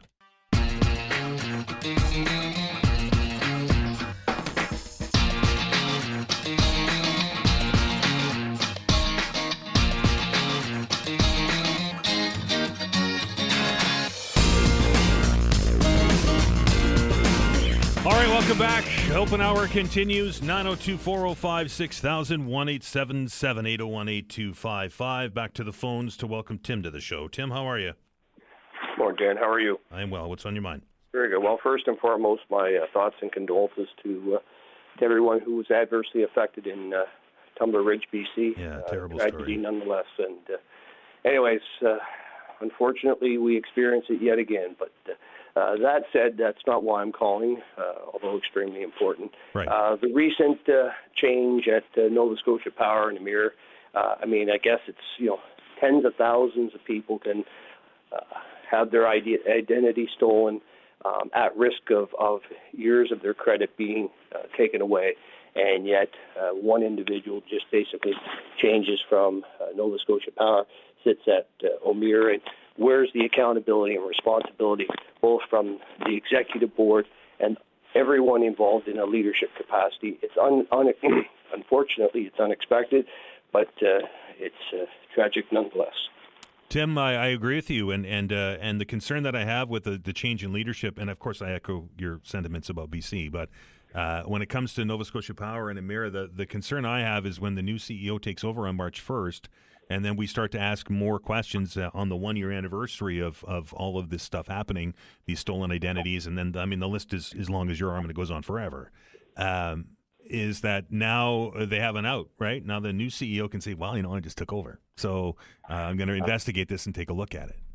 Well, I appreciate that. And I think it's up to everyone, including yourself, to hold Nova Scotia Power. And you've been doing a good job. But nonetheless, I think it's extremely important to hold Nova Scotia Power accountable for their actions, and those who were responsible, hopefully at some point will be in a position where they have to provide some answers. Appreciate it, Tim. Cheers. 902-405-6000, 1-877-801-8255. Back to the phones, and we say hello to Pat. Pat, how are you? Yeah, pretty good, brother, pretty good. It's kind of snowy today. It is. What's on your mind? Yeah, well, I just wanted to say that I agree with O'Leary when he says that somebody's going to get killed. Sure they are. You got to make those. I'm not a fan of bike lanes. I'd like to see, I asked the city before they started this thing when they were talking about it, give us the statistics. They couldn't give us any statistics. Where's the study that said bike lanes are going to work? What's the percentage of the population? But at the same time, if you're going to put them in, think about it. I can't remember what city I was in Canada at the time, years ago, but if you pulled and parked your car, the bike lane was on the driver's side. So if you weren't paying attention and opened your door, a bike, in effect, this happened to the city of Halifax, I'm sure, but about 6 months or a year ago, where a guy was injured really bad when the driver opened the door, and or the passenger opened the door, one or the other, and the biker ran into the door. Well, what's going to happen? You're going to fly off of that bike. Right. So at the end of the day, he's right. A lot of people don't like to hear that word. Someone's going to get killed, but somebody is. So I'm all for what he's saying. If you put bike lanes in, you got to make sure they're safe. You go to Montreal, you go down Maisonneuve, for example. There's a big boulevard that separates the traffic from the bikes, and you go all over Montreal. It's pretty well that way. It has to be that way, because if you open your car door, you're going to hit somebody. And they're allowed to do up to the speed limit of the city, which is 50 kilometers an hour right now. Well, figure it out. Bikes probably don't do that fast. They're probably doing maybe 25 or 30, but still when you hit somebody's door, you're off your bike. And if there's a car coming and you get knocked into that lane, well, you're going to get run over by a car. For sure. So, yeah. Anyway, I agree, brother. Have a good day. All right, Pat. 902-405-6000, 1-877-801-8255. And to Pat's point, right, we don't like to hear that, but he's not wrong. But I think that, as I said when I talked about what Councillor Cleary had to say about the bike lanes yesterday, that a painted line is not infrastructure, and it really isn't. We're not adding a new piece of gear, for lack of a better term, onto the street. But adding infrastructure is expensive, and the continual argument for the AAA bike network, and I hear it from Councillor Cleary and from Councillor White and the others that are in support of this, as Councillor Austin, who are in support of this, is that if we spend this money, then people will use it. So let me put the question out there to you, because I'm curious. If we swallow the pill and spend the $60 million it is to finish or connect the bike lane from north, south, east, west, whatever direction it is, and you're not currently a cyclist that is traveling to and from work or to and from downtown, if that network gets completed, we spend the $60 million, you going to use it? Are you going to go out and purchase a bicycle and use the AAA bike network? Not if you already are a cyclist. This is the whole build it and they will come scenario that we've been told about for years now. So let's put it out there. If we build a network, are you actively going to go out and purchase a bicycle and a helmet and use it? 902-405-6000, 1-877-801-8255. We're back after the break.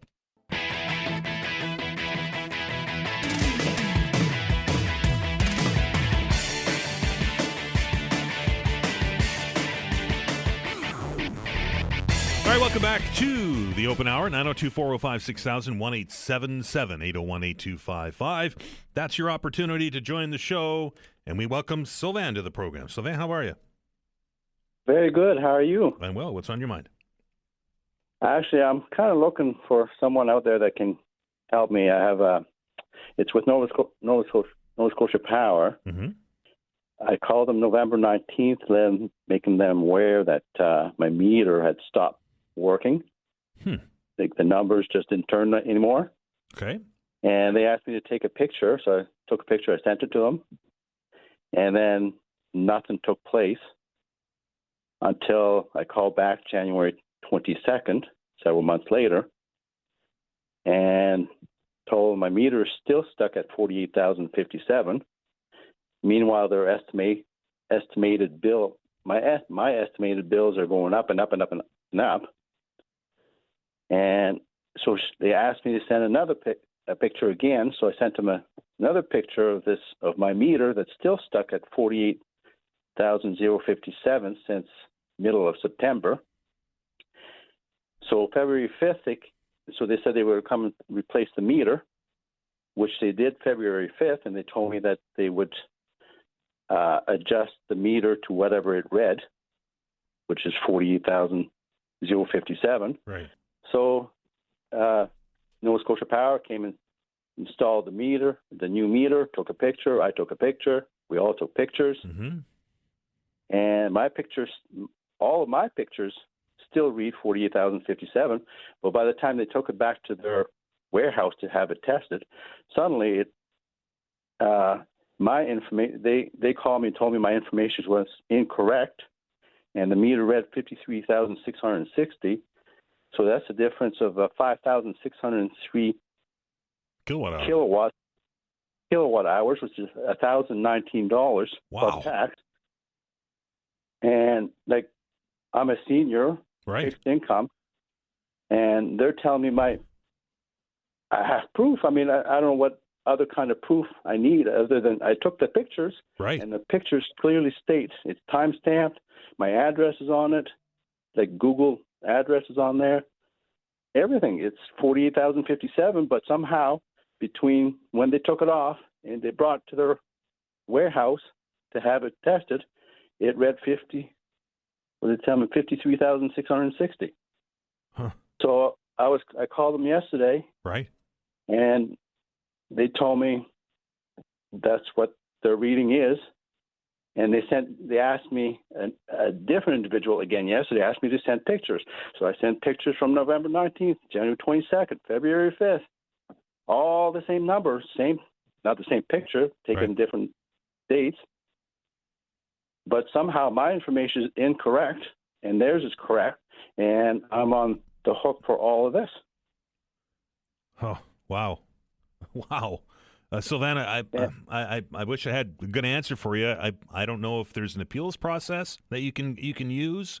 I don't know if you go to the energy the regulator and raise a complaint through them, or if you get a solicitor. I mean, get a lawyer like that. If you have the evidence, it sounds to me like they're trying to overcharge you by over $1,000. Yeah, this is just so frustrating. Stressful. I hear you. It's so stressful having to deal with this, especially when my pictures clearly shows what the number is. Yeah, you've got all the proof. That's for sure. Yeah, so I don't know if there's anybody that's listening to this that for sure can contact me and help me with this or anything. We'll put it out there, Sylvain. Appreciate your time, sir. Best of luck, and keep us in the loop, okay? Thank you. 902-405-6000, 1-877-801-8255. Wow. We've had, 30 minutes that we've been doing the open hour today, and that's the second person that's called me to tell me that their meters stopped working. Right? Is this a normal thing? And, there's a series of questions, but if we're going to reconcile all of our estimated bills and our meters aren't working properly, or at least there are some meters that aren't working properly, what's the process for that? It's not like Sylvain or our earlier caller went out and turned the meter off. You can't. So, what's the next course of action here? Wild. Back to the phones and say hello to Sean. Sean, how are you? Good morning, Dan, or actually good afternoon. Been a long-time listener and just want to tell you you've been doing a great job. Thank you, sir. Taking over and doing a wonderful job. I just want to talk about the bike lanes really quickly. Okay. Long-term Halifax resident. I work downtown. I think like any household, we really need to balance out what our priorities in this city. I can tell you I work down on one of the busiest spots where bike lanes are. There's barely anybody on them, even on a good day. And I know Mr. Cleary wants to make it clear that I heard him speaking yesterday that the people that are going to get killed by not using bike lanes, absolutely ridiculous comments, fear-mongering at its best. I think we need to look at what our priorities in this city, and spending $1 million on these bike lanes is a complete waste of time. They're not being used. The amount of maintenance that's required for snow clearing, absolutely ridiculous. So that's all I have to say about that. And to the gentleman that just called Sylvain about the power company, what I suggest is everybody just stop paying your bills. What are they going to do? Everybody stop paying.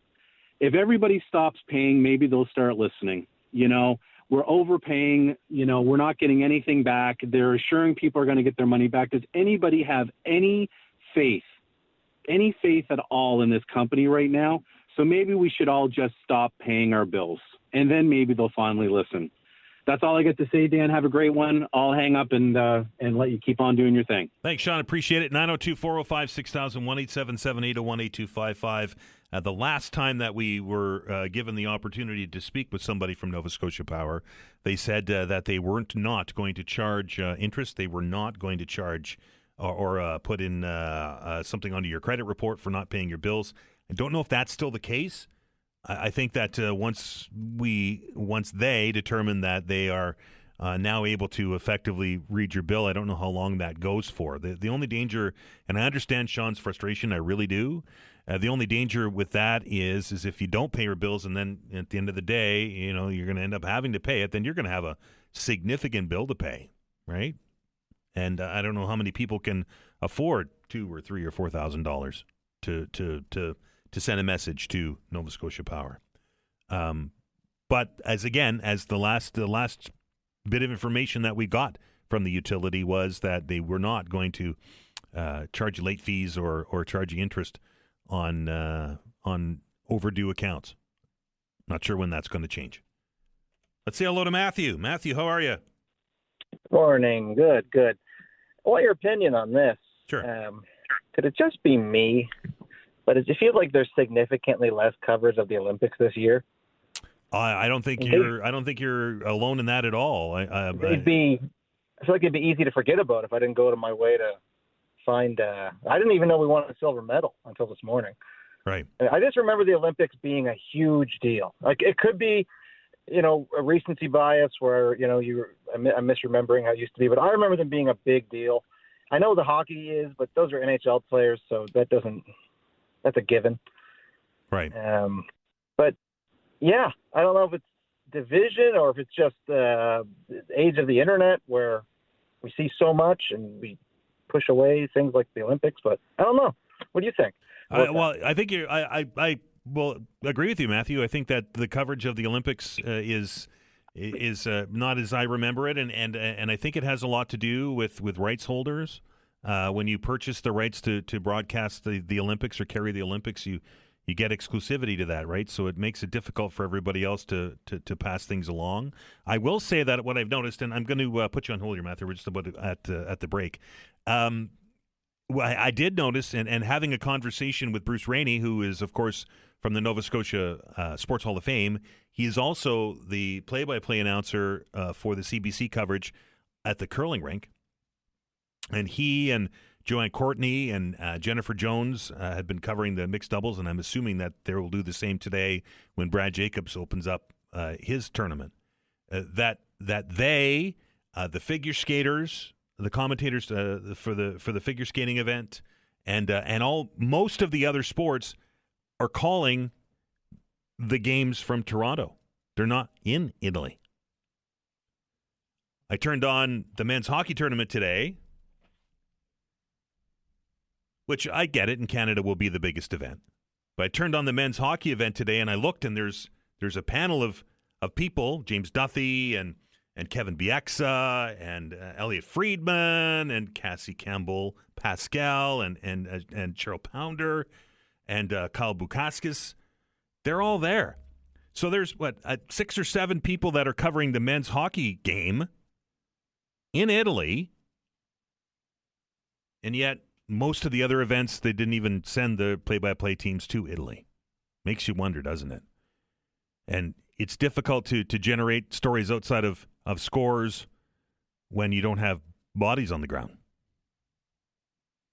That was just my observation. Hey, Matthew, I appreciate the call, man. We're up against the break. 902-405-6000, 1-877-801-8255. That is the number. If you want to join the conversation, if you want to join the open hour, regular rules apply, folks. You can talk about whatever it is on your mind. We're talking bike lanes. We're talking Nova Scotia Power. We're talking whatever it is on your mind. Here's your opportunity. Again, 902-405-6000, 1-877-801-8255. We're back after the update.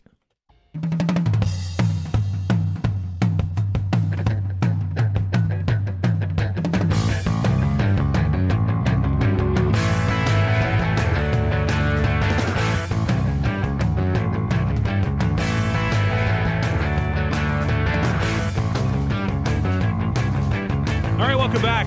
Open hour continues right here, right up until the top of the hour. 902-405-6000 or 1-877-801-8255. Your opportunity to bring whatever it is on your mind to the table. Again, 902-405-6000, 1-877-801-8255. We say hello to Sandra. Sandra, how are you? Good morning. I'm good, thank you, Todd. I want to weigh in on the bicycle lanes again. Sure. Excuse me. I really do believe Councillor Cleary is the only councillor who is on the ball and clearly understands and has a clear vision of what commuting around Halifax is. And, he's been arguing for multiple use traffic and roads for several years now, right? 3-4 years. And the argument doesn't stop. It's so old. And at this point, we just really have to incorporate bike lanes into every other roadworks and just build them. And, another thing I'm thinking is there's 3 official vehicles that drive around this city 24/7. And that's the EHS, the HRP, and the transit buses. And I think that if you were to survey every one of those drivers, oh, sorry, I have something in my throat, they would all agree that bicycle lanes are definitely more safe and do not impede their ability to get around. It's the car-centric people and all the cars in this city that just can't handle our roads. And oh my God, my throat! I'm really sorry. I did buy a bike 3 years ago, and I haven't owned one for 25 years. And I bought a helmet as well. And I'm still waiting for the bicycle lanes in this city so that I can drive around safely. And, an example of a perfect lane would be the Bedford Highway, which is several kilometers long. It's flat, and it's a corridor to get people from the city out to Sackville or to Dartmouth even, where they can transfer to a bus and drive to Dartmouth from Bedford. And what the heck, there's room there to do it. And another thing is that, you talk about the extended curbs, and I know that they're making the pedestrian road crossings safer, and they're not taking lanes away from vehicles. And they've also incorporated the bus stops into those areas too. So, and a bike lane, if there is one already in the road, it all makes sense. And it is making this city better to get around in. People just have to realize it and get off the cars. Get it out of their head that we need a car to get around everywhere. I don't know. Like I say, we just have to change our minds here. It's not going to kill us. People talk about no one driving bicycles in the winter. Well, the city provides outdoor skating rinks in the winter and pay for that, and we don't use that in the summer. And we also have outdoor pools in the summer, which we don't use in the winter. So, I think that argument is just lame as well. Cyclists do drive around in the winter. If they had more lanes, there'd be more cyclists. Thanks, Sandra. Appreciate your thoughts. All righty. Bye-bye. 902-405-6000, 1-877-801-8255. A few weeks back, we had a conversation with the head of the Halifax Professional Firefighters Union, who, contrary to what Sandra said that the bike lanes and those bump outs and the curbs are impeding their ability to do their job, and the traffic calming pillows and street calming measures. I don't know about EHS and I don't know about HRP, but I did ask that question of HRP or of Halifax Fire, and they certainly have raised concerns about that. 902-405-6000, 1-877-801-8255. Hello, Joe. Hi, Dan. How are you? I'm good. What's on your mind? Just a quick call about, and it is going to be quick, about something you said when a young fellow called in and said, we should get a consensus and we should just all stop paying our power bills. I'm behind it, but realistically, that's not going to happen. We don't. We humans can't think in tandem, and we don't. So, but you said, well, if that was to happen, what would happen when the bill came in? They wouldn't have the money to pay it. Right. I thought, that doesn't make any sense, Dan. You just take the money that you would send to Nova Scotia Power, you put it in a cookie jar or wherever you put it, and leave it there until this whole issue is resolved, and you've got the money still there. If you irresponsibly go out and spend money that you think is a windfall, which we do regularly, and that's why we're so far in debt. Now, it's that kind of thinking that, no, you put money aside for something. How many people, Joe, do you think are going to actually do that if they don't pay their power bill? Well, Dan, you're missing my point. Okay. You're missing my point. It's not the way people behave. The poop show we've got globally is because of the way we behave as humans. So, no, that's not going to change that. So we have to change it by using our brain cells and saying, okay, I'll take that money and I'll put it in the cookie jar. And when the bill comes due, it'll be there. That's all I got to say, buddy. Fair enough, Joe. Have a good one. 902-405-6000, 1-877-801-8255. Joe may be in a position to be able to do that. I may be in a position to be able to do that, but many of you that are out there listening to me are not. And if you save the $300 or $400 or $500 that was supposed to go to your bill, chances are you're not going to tuck it into that cookie jar. You're going to get out there and spend it, right? And that's my concern. And I appreciate Joe's comments, and it's what we should do, right? But how many of us would actually do it? That's the question. Back to the phone lines, and we say hello to Rebecca. Rebecca, how are you? Not too bad. How are you doing? I'm well. What's on your mind? I'm just calling with a comment on the bike lanes and the power company like everyone else. I just think the bike lanes are bogus. Like, I live in Lower Sackville. I work in downtown Halifax. And I would never, ever be able to even think about getting on a bike and driving myself back and forth to work every day, even if I wanted to. Right. So that's just not realistic. Like, most of the people that work in downtown Halifax don't live in downtown Halifax. So most of the people that would have the opportunity to use a bicycle would be the people that live there.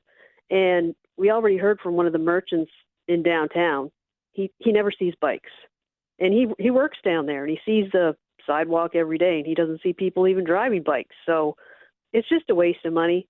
So I don't know what this previous caller was talking about with regards to if we build more of them, we put more money into it, it's going to bring the people. It's not. It's just not. So it'd be nice if more people would call in and comment on that. And as far as the power company goes, my father's 78 years old. He had a bogus bill before this whole thing happened with the stealing of information, whatever. Right. And ever since then, he's been going outside in -10 temperatures all winter and writing down and recording his meter because it was like $1,000 off of what it should have been. It was one of those estimated bills, right? Yeah. Huh. So he's been going outside doing this every day religiously. God bless his soul. Right. And we call him the human calculator. Like, the man, like, he's really good at that stuff. So, So kudos to him. So hopefully all these people that I hear calling in saying they're doing the same thing, keep doing it. And then maybe eventually when this whole thing comes to a head, which it already pretty much is, there'll be some sort of civil lawsuit. Rebecca, appreciate the call. Thank you. Yeah, thanks so much. 902-405-6000, 1-877-801-8255. We'll take a break. Back to the open lines in a minute.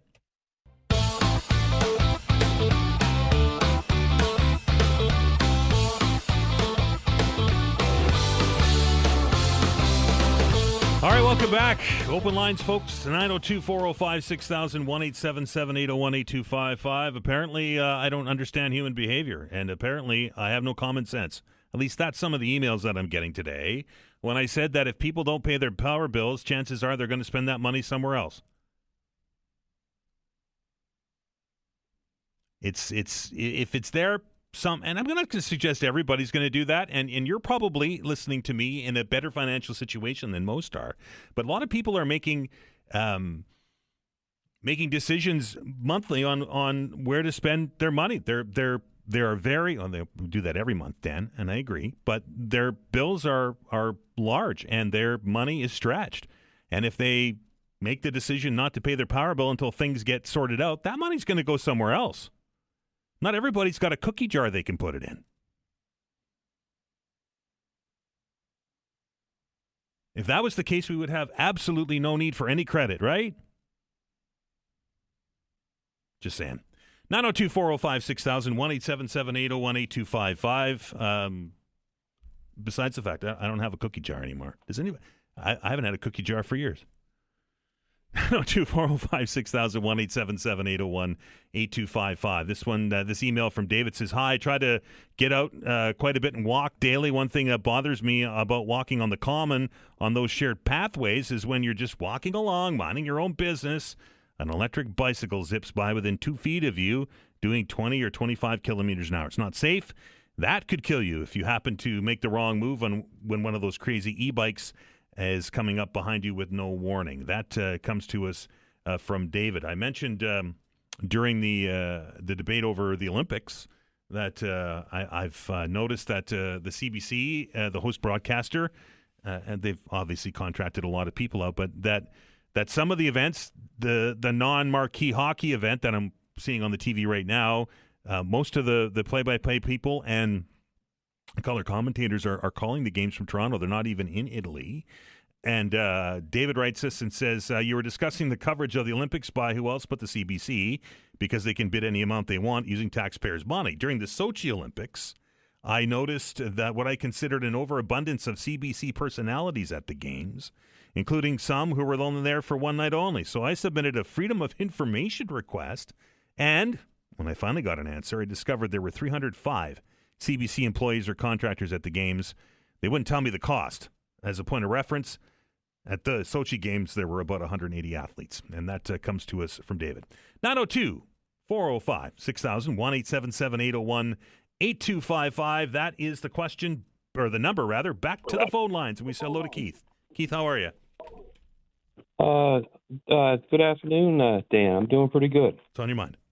Well, I agree with that person that mentioned the e-bikes coming up behind you and running into you. And yes, good chance that you might get killed. Right. And like I said a few weeks back, it'll take somebody to get killed before somebody actually does anything about it. People being on the sidewalk. That's not my reason for calling. I'd just like to offer my condolences to the people that were murdered in British Columbia. Yes. And I won't take very much time. Just my opinion. Like I said, I have condolences for those people and their families.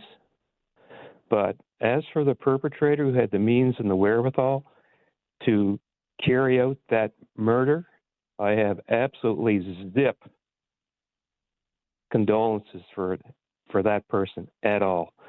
And that's just all I have to say. All right, Thanks a lot. Keith. Take care. 902-405-6000, 1-877-801-8255. Just an absolute tragedy in BC, and still very little information that has been kind of disseminated. It's in a very small community. Tumbler Ridge, BC is. I looked it up this morning, and it's a very small community. It's in a logging area in the mountains of BC, in the Peace, I think they call it the Peace Valley region, and it's only a town of like a couple thousand people. So it's everybody kind of knows everybody in that community, and to lose 10 people and maybe more that as a result of a violent act is certainly something that it would be difficult. Well, I mean, we live through it here. We know how difficult it is to deal with, but in a tight community, I mean, small towns across Canada of 2,000, 3,000 people, everybody knows everybody, and everybody's kind of tight knit. So I think that's probably going to be something that will come out in the days and weeks ahead. That how difficult a situation this can be, and will be, and we don't know a lot yet, and might be some time before we know, if we ever know, exactly what the motivation was behind this senseless act of violence. I don't understand mass shootings, and I don't understand motivations behind it. I don't understand why people would carry something out like this, but they happen, and it's a terrible reality. And I hear and have read many comments today with regards to that, and people saying, well, how does this happen in Canada? Well, it has happened in Canada. It's happened in Nova Scotia, not at a school, but it's certainly a large loss of life to a shooting is something that is well ingrained into the minds of Nova Scotians. We know what that situation feels like, and I know we're all sending our best wishes and positive thoughts that we can, and condolences to those impacted by this shooting. It's just such an absolute tragedy, and it should never happen, but they do, and I think, folks, that this is going to be, as much as it's difficult to say, is something that is going to be part of Canada from this point forward. I mean, Vanessa and I were talking about this a couple of weeks ago, that how school has changed, right? When I was, I'm the old guy on the porch, but when I went to school, we were still doing air raid drills and crawling underneath the desk in case the nuclear missiles hit, right? Where, if you really kind of think about it, kind of asinine, but we were still doing that. Now, kids are practicing lockdown drills. They're practicing active shooter drills. It's just, I don't even know the words to describe it, to be quite honest. And of course, you hope it never happens, but yesterday an example of that, Portapic an example of that. It does and will happen here in Canada. It's unfortunate. 902-405-6000, 1-877-801-8255. It's interesting that I asked a question earlier today, and I didn't get any response.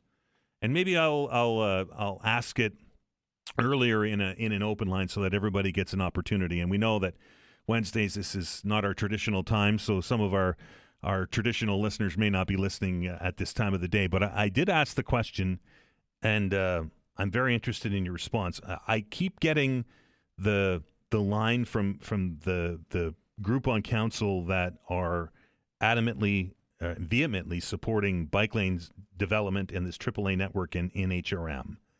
And I get the pushback that, well, if we build these things, then more people are going to use them, which is kind of a loaded statement in my opinion, because if we're only having 1% of the population that are using these things now, seeing an increase to 2% would be great. It would double, but it's still a minute portion of the population here in HRM. So the whole build it and they will come argument, to me, I've never really been able to wrap my head around. So I ask you the question, and maybe you can shoot us an email or you can join the program tomorrow.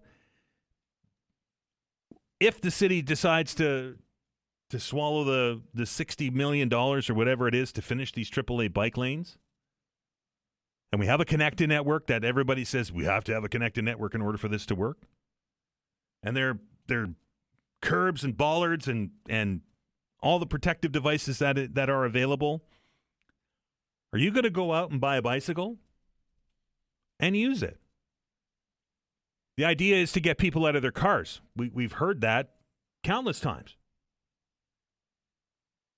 Well, I live in Clayton Park. Am I going to suddenly buy a bicycle and ride it to work? Not likely. But that's just me. You live in Bedford. Are you gonna ride in? I don't think you can. Is there a connected route? So there's not even a connected route for people that live in the fastest growing part of HRM to get here. How about you all in Cole Harbour and in Dartmouth, Westfall, Waverly? I don't think there's a connected network to Waverly. So is this being built for the people that are occupying these tall buildings that are coming up only? And if that's the case, the number of people that would be able to use the bike lane would be finite, wouldn't it? There would only be a certain amount because there's only a certain amount of people that can live in the core. So I ask you again, and maybe we'll reopen the calls again tomorrow to see, are you going to go out and buy a bike and a helmet and get out there on these bike lanes if they're completed? Last word today goes to Danny. Danny, how are you? Good, how are you? I'm well. What's on your mind? Good. Well, I'm thinking maybe the people that are going on, that they want the bike lanes because it's so important, like maybe they'd be willing to license their bikes, get insurance for them to help pay for the bike lanes. They could start a group like every other group, like a GoFundMe sort of thing, and help pay for the bike lanes that they want so badly. That way there, if they run into somebody or something happens, or they have insurance, you got your license with them. Would that not make sense for people that are using the roads like that to help pay for them? Because they're not paying for them through gas. The counter argument to that, and I agree with you, Danny, but the counter argument to that is that, well, if we charge a fee, then that's just going to be prohibitive, and nobody's gonna use them then, right? Well, nobody's using them now. Oh, I hear you. What's the difference? Yeah, I hear you. But like I say, insure yourself and put a license on it. They shouldn't disagree with it because they want these bike lanes so badly. Fair points, That's Danny. All right, have a good one. And thanks to all of you who picked up the phone, dialed the numbers, and joined the conversation. I truly appreciate it. We'll open up the lines again tomorrow. Thanks to all of our guests that joined us and imparted their knowledge. I learned something every day on this program. My enduring thanks to Vanessa Vananez on the other side of the glass, who makes this show go. Without her, it would be a jumbled mess. Absolutely awesome work on that side of the glass. Tomorrow is Thursday. We're, of course, going to do the open hour. I hope that you join the conversation. Be careful on the drive home, folks. It's starting to snow. Looks like we're going to have an afternoon into evening event today. Until tomorrow, everybody, be well and be kind to one another.